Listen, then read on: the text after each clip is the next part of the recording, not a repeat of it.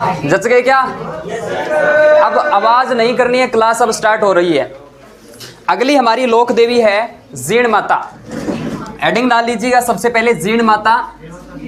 हाँ, जीण माता हेडिंग डाल लीजिएगा अच्छे से अगले पेज पर, नेक्स्ट पेज पर। जीण माता की कहानी भी आती है। जीण माता लिखिएगा आप, जीण माता।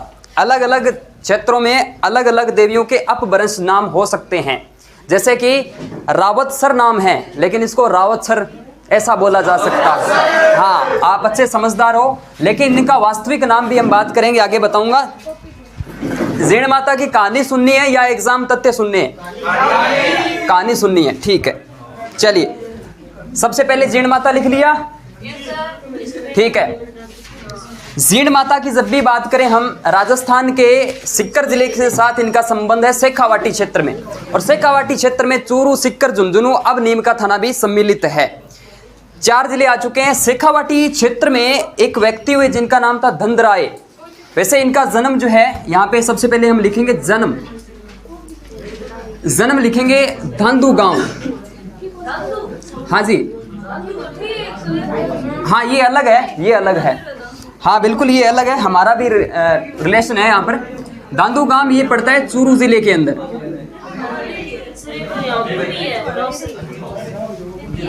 आराम से बैठ जाए। हाँ, अब नए स्टूडेंट आए हैं हमारे थोड़ी दूर से, तो थोड़ा इनका,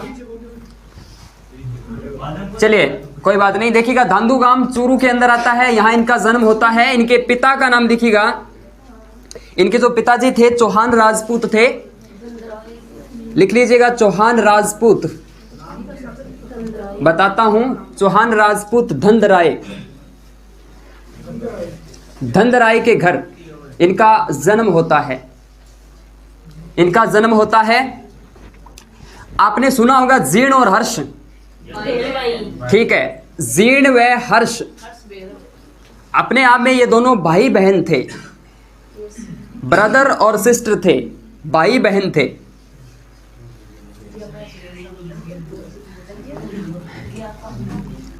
भाई बहन थे, और इनका आपस में गहरा रिश्ता था, अपने आप में गहरा क्या है, प्रेम था इनका। और यहां पर देखिएगा, इनका जो बचपन बीतता है, बचपन बीता, ये गांव आ जाता है गोरिया गांव। गोरिया गांव जो है आपकी सीकर में ही आता है। देखिए, रेवासा के पास ही पड़ता है ये गांव, गोरिया गांव। इतनी बातें लिखिए जल्दी से। पिता का नाम लिखिए धनराय, और ये दो धांधू गांव है ना, इस धनराय ने बसाया था। लिखिए, धनराय के घर चौहान राजपूत है, इनके घर इनका जन्म होता है। हर्ष और जीर्ण जो है आपस में भाई बहन है। बचपन इनका बीतता है गोरिया गांव के अंदर। लिखिए, हाँ गोरिया गांव लिखिए। लिख लिया? अब करूं कहानी स्टार्ट। देखिएगा, जीर्ण और हर्ष की कहानी जो आती है, उनके बारे में हम बात करें तो कहते हैं कि अर्ली एज के अंदर जो जीर्ण है और जो हर्ष है, इनके माता पिता की डेथ हो जाती है अर्ली एज के अंदर, और उसके बाद जो है इनका बचपन बीतता है और आपस में पले बड़े हैं। कोई इनके साथ देने वाला नहीं था, जीर्ण और हर्ष। और उसके बाद हर्ष की शादी हो जाती है। हर्ष की शादी होने के बाद अब जो है इनकी पत्नी श्री आ चुकी है हर्ष की, और अब ये तीनों रहने लग जाते हैं, जीर्ण और हर्ष। अब एक बार होता क्या है, राजस्थान के अंदर आज भी कई क्षेत्रों में पानी की किल्लत है। पहले क्या होता है, पनगढ़ से पानी लाना पड़ता था, कुएं बावड़ी से, यहाँ से पानी मटके से लेकर आना पड़ता था। तो उस दौरान क्या होता है कि हर्ष की बहन, एक मिनट रुकिए,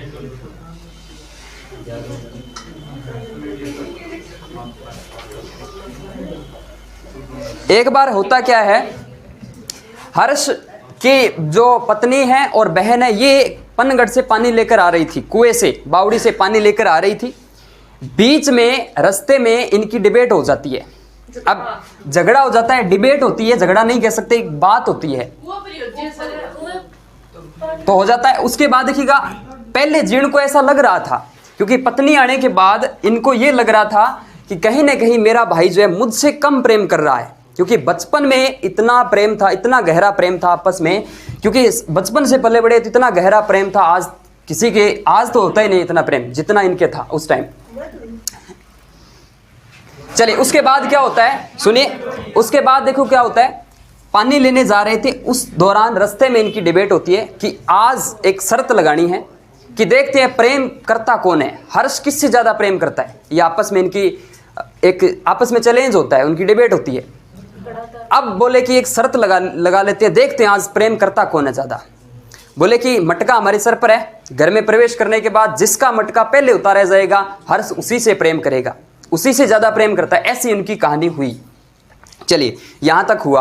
अब धीरे धीरे वो घर में प्रवेश करे। हर्ष को इस बात का बिल्कुल भी पता नहीं था। हर्ष मेरी तरह भोला पंछी है, भोला भाला है, ठीक है। अब उसको पता कुछ है नहीं। अब घर में आया, आते ही सबसे पहले जो है गड़ा जो मटका है वो हर्ष ने अपनी पत्नी का उतार दिया। अब उतार दिया, बहन जो है रूठ जाती है।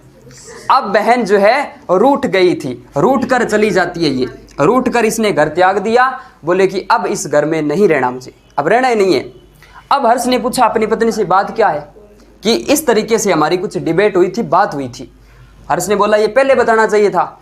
अब उसकी पत्नी बोलती अगर पहले बताती तो मैं शर्त हार जाती, अब पहले मैं कैसे बताऊं, चलो छोड़ो।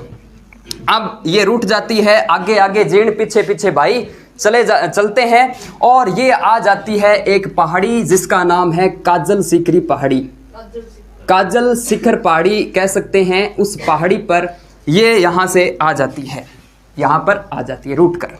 आगे आगे जीर्ण पीछे पीछे भाई, भाई भी अब क्या है कि इसके पीछे आ जाता है और यहाँ पर इसको मनाता है कि रुक जा बहन, थम जा, घर चल, ऐसा नहीं करते, हो जाती है गलती, कोई बात नहीं। लेकिन बहन को नहीं मानती, बहन मानती नहीं है। बहन ने कहा, जीर्ण ने कहा कि एक बार जो मैंने कमिटमेंट कर दी उसके बाद मैं किसी की सुनती नहीं, अपने आप की नहीं सुनती। जैसे तैसे काजल सीकरी पहाड़ी पर आ जाती है और यहाँ आकर तपस्या करने लग जाती है। तपस्या करती है कि वैष्णो देवी की तपस्या करने लग जाती है। और फिर हर्ष ने कहा अगर तू नहीं जा रही तो मैं भी घर नहीं जाऊंगा, मैं भी नहीं जाऊंगा। बोले तू मत जा, लेकिन मैं घर नहीं जाने वाली। चलिए कोई बात नहीं। अब यहाँ पर इसी के नजदीक एक पहाड़, एक विशाल पर्वत कह सकते हैं जिसका नाम हर्ष पर्वत है। वर्तमान में तो हर्ष पर्वत, हर्ष की पहाड़ियाँ, हर्ष। और यहाँ पर जो हर्ष है वो आ जाते हैं भैरू जी, आपके शिव भोलेनाथ की पूजा करने लग जाते हैं। इधर आपके वैष्णो देवी की पूजा करने लग जाती है। ये आपके हर्ष गांव के अंदर, ये आपकी काजल सीकरी पहाड़ी पर, ठीक है। ये इनकी कहानी आती है। अब होता क्या है, और बाद में हर्ष जो है भैरू जी के रूप में पूजे जाते हैं वर्तमान में। और जो आपके जीर्ण माता है वो जीर्ण माता शेखावाटी में अच्छे से पूजी जाती है। अब जैसे औरंगजेब का अटैक हुआ, आगे आगे जो बात आती है, अब हम इतना उतार लिया हमने। अब आगे की बात करते हैं इनके मंदिर को संबंध में। और साक्षात मैंने दर्शन जो है वो आपके जीर्ण माता के किए हुए। जीर्ण माता का इंटरव्यू हम सुबह आरती से पहले पहुंच गए थे सिक्कर रेवासा के अंदर।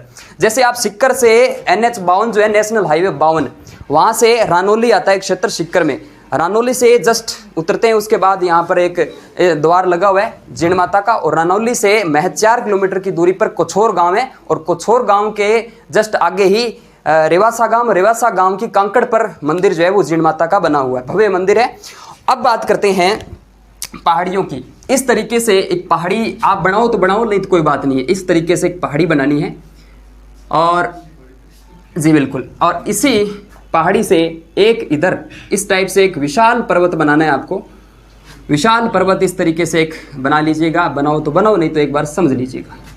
लेकिन ध्यान देना, इस पर्वत और इस पहाड़ की दूरी जो है आपस में वो 8 किलोमीटर की है, ठीक है। और जो ये पर्वत है, इस पर्वत का नाम है काजल शिखर। यहां पर लिख देता हूं काजल शिखर या काजल शिखरी पहाड़ी कह सकते हैं। और इसी पर एक मंदिर है जिसका नाम है, वैष्णो देवी का मंदिर, वैष्णो देवी मंदिर। और यहां आकर तपस्या करती है जीर्ण माता। और इधर एक मंदिर है जिसका नाम है शिव जी का मंदिर। और यहां आकर जो है शिव जी का मंदिर है। जैसे वो पत्नी रूठती है, सॉरी आपके जीर्ण रूठती है, उसके बाद इनकी भाभी आती है यहाँ पर कि चलो भाभी जी घर चलते हैं, भैया घर बराताश्री क्या है कि पतिदेव घर चलते हैं। उनकी अर्धांगिनी बोलती है इनको। लेकिन हुआ क्या कि चलो घर चलते हैं, लेकिन नहीं जाएंगे, दोनों ही नहीं जाएंगे। बोले कि नहीं जाऊंगा मैं, चलो कोई बात नहीं। अब ये जो 8 किलोमीटर है, 8 किलोमीटर इन दोनों का बीच है, और यहाँ आप चढ़ते हैं, ऊपर चढ़ना पड़ता है क्योंकि मानते हैं कि धोख जो है वो आई नहीं होती इस वजह से। और ये जो आपका है टोटल 5 किलोमीटर की दूरी पर है। और इसी की तलहटी में, इसी पहाड़ी की तलहटी में आपका एक मंदिर बना हुआ है, भव्य मंदिर है, और वो मंदिर है शेखावाटी की लोक देवी, जिनका नाम है जीण माता। जीण माता मंदिर, इसी की तलहटी में मंदिर ये बना हुआ है, ठीक है। और यहाँ पर जो प्रतिमा है कुछ इस तरीके से अष्टभुजा प्रतिमा है जीण माता की। पहाड़ी है काजल सीकरी, और यहाँ अगर आप चढ़ते हैं इस पहाड़ी पर, क्योंकि यहाँ तपस्या की है जीण माता ने, तो आपको यहाँ पर चढ़ने के बाद लमसम मान के चलिएगा 250 से 300 सीढ़ियाँ ऊपर चढ़नी पड़ती है। सांस फूलने लगे थे हमारे यहाँ पर जब चढ़े थे हम। और काजल सीकरी पहाड़ी इस वजह से नाम पड़ा है, राजस्थान में 2 ही ऐसी देवियाँ हैं पूरे राजस्थान के अंदर जो काजल के लिए प्रसिद्ध है, जिनकी ज्योति से लो टपकती है, जिनकी जोत से लो टपकती है। तो ऐसी 2 ही देवियाँ, एक तो आई माता। आई माता मैंने आपको पढ़ाया नहीं था, नाम लिया था क्योंकि बाबा रामदेव जी ने एक पंथ चलाया था, आई पंथ, सॉरी आई नहीं कामड़िया पंथ, और कामड़िया पंथ से प्रभावित हुई थी आई माता, और आई माता ने आई पंथ चलाया जिसमें 11 नियम थे। तो आई माता काजल के लिए जानी जाती है। और आपकी जीण माता जो है वो, जीण माता ने तपस्या स्थल की, ये काजल सीकरी पहाड़ी है, तो काजल के लिए प्रसिद्ध मानी जाती है ये देवी। और हमने, मेरी आंखों में काजल इसी माता का लगाव दिया हुआ है, दृष्टि निवारक के लिए जाना जाती है ये देवी, ठीक है। काजल सीकर हो गया, और यहाँ तपस्या की, और अलग अलग सोर्सेस के लिए कि मानते हैं कि ये आप चढ़ते हैं तो लगभग 300 सीढ़ियाँ, और कई 350 बताते हैं। और इधर आप फिर वापस आते हैं यहाँ पर, तो इस मंदिर पर हर्ष भैरव मंदिर ये माना जाता है, और ये गुवक के समय बनाया था, बिल्कुल ये गुवक के समय। और ये मंदिर जो है, इस मंदिर के बारे में बात करें अब निर्माण की, या लिखिएगा निर्माण की बात करें तो प्रश्न एग्जाम्स के अंदर पूछा जा सकता है आपके, वो आ जाता है पृथ्वीराज चौहान। पृथ्वीराज चौहान के समय इनका सामंत था, इनका दरबारी था, इनका सामंत था जिसका नाम था आपके हट्टड़ मोहिल। मोहिल क्या होती है? चौहानों की एक शाखा होती है, हट्टड़ मोहिल द्वारा 11वीं सदी में, हट्टड़ मोहिल द्वारा 11वीं सदी में इस मंदिर का निर्माण जो है वो करवाया जाता है, इस जीण माता मंदिर का। इसके बाद एक बार होता क्या है कि औरंगजेब जो है, औरंगजेब मुगल साम्राज्य में एक महान आक्रांता हुई है, बहुत आक्रमण किए। एक इसकी नीति थी, मुगल जो बादशाह है औरंगजेब, इसकी एक नीति थी कि भारत के सारे मंदिर तोड़ने, इसको सारे मंदिर तोड़ने। राजस्थान के कई मंदिर इसकी चपेट में आए थे, और इसमें आपका जीण माता मंदिर भी आया। तो सबसे पहले आक्रमण करता है इस मंदिर पर, ये जो इसी के पास बना हुआ है, इसी के पास आपका हर्ष भैरव मंदिर बना हुआ है, हर्ष भैरव मंदिर। सबसे पहले इस पर आक्रमण होता है औरंगजेब का। औरंगजेब का आक्रमण इस मंदिर पर होता है। तो हर्ष वैसे शांत प्रवृत्ति का आदमी था।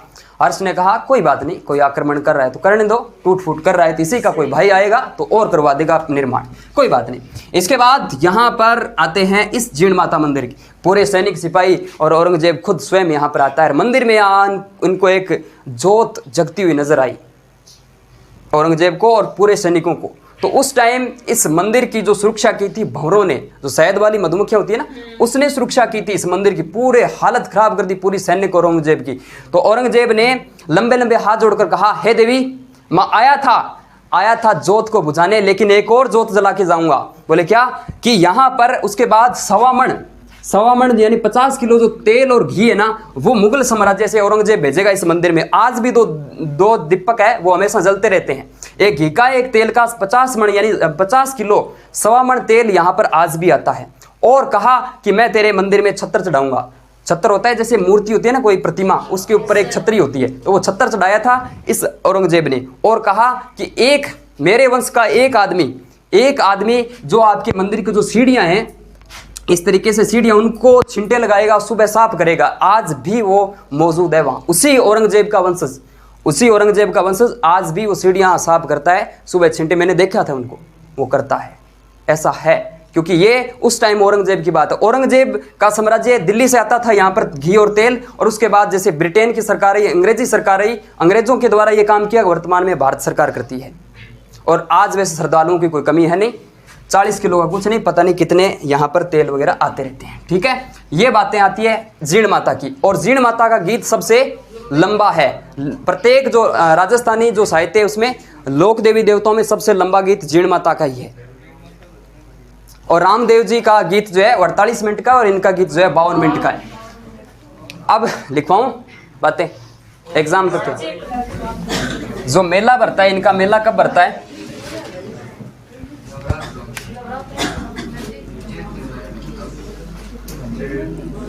जीण माता का मेला देखिएगा वर्ष में 2 बार, सुनो, वर्ष में 2 बार मेला भरता है, वर्ष में 2 बार। और नवरात्रों में मैंने एक बात पहले ही बता दी थी, एक गांठ बंधवाई थी आपसे कि प्रत्येक देवी का मेला, अधिकतर देवियों के जो मेले हैं वो नवरात्रों में भरते हैं। लेकिन उस गांठ के मध्य एक गांठ और लगा लेना, सभी देवियों के मेले नवरात्रों में नहीं भरते हैं, ध्यान देना। ठीक है, हाँ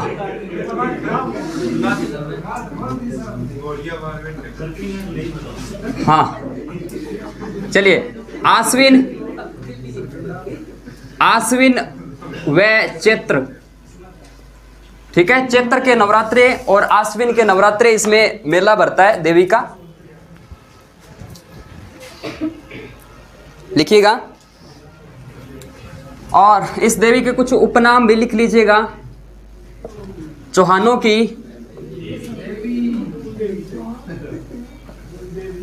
की इष्ट देवी।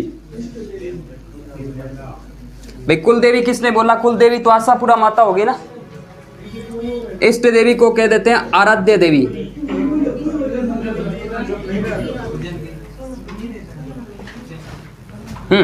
और लिखिएगा शेखावाटी की लोक देवी। शेखावाटी की लोक देवी। और इसके साथ लिखिएगा भंवरों की देवी, भंवरों या मधुमक्खियों की देवी।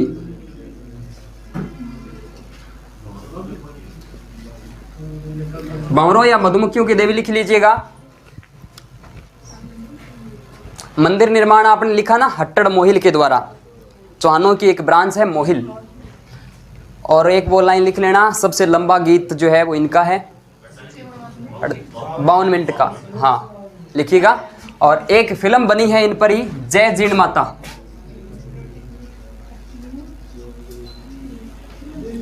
जय जीण माता, ये 2003 के अंदर ये फिल्म इन पर बनी थी।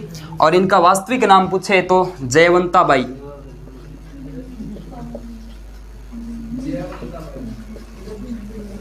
जयवंता बाई इनका वास्तविक नाम आता है या मूल नाम आता है इनका। लिखिएगा।